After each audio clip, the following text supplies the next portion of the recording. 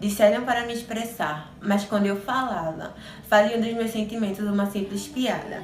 Como o corpo sem alma ansiava por emoção, como um beija-flor que procura pela sua flor, todos nós desejávamos que isso chegasse ao fim. Toda essa tristeza, toda essa desgraça, que pudéssemos ler uma piada sem peso no coração. Nossas mentes alternavam entre problemas. Parecia que nada daquilo valia a pena, porque isso ninguém merece. Pensar demais envelhece. Momento de reflexão, tempo de colocar a mão na consciência e tentar fazer algo de bom. Nesse ano, aconteceram tantas coisas e mesmo assim, nós não tivemos a escolha. Presos dentro de uma bolha, olhamos pela janela e vemos o tempo passar. Tanta coisa que queríamos falar e nos calamos, tantos sentimentos abafados que não pudemos expressar, tantas oportunidades que deixamos passar, mas tudo isso chegou a hora de acabar. Que nesse próximo ano que nos aguarda, que tenhamos a chance de mudar, de nos tornar uma nova pessoa e a nossa vida melhorar.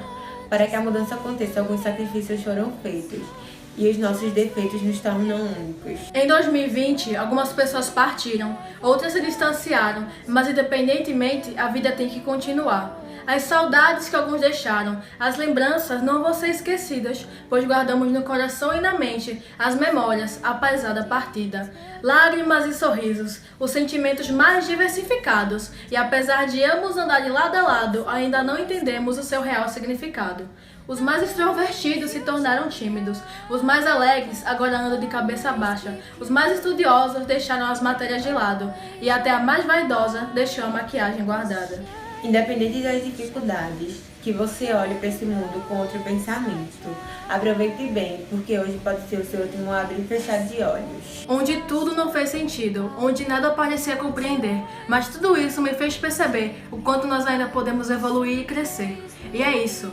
Vamos dar a volta por cima, superar todas as expectativas daqueles que disseram que não iríamos conseguir. E mais um ciclo se encerra, e terminamos com a vontade mais sincera de 2021 ser um ano melhor. Vamos virar a página e começar a escrever essa nova matéria.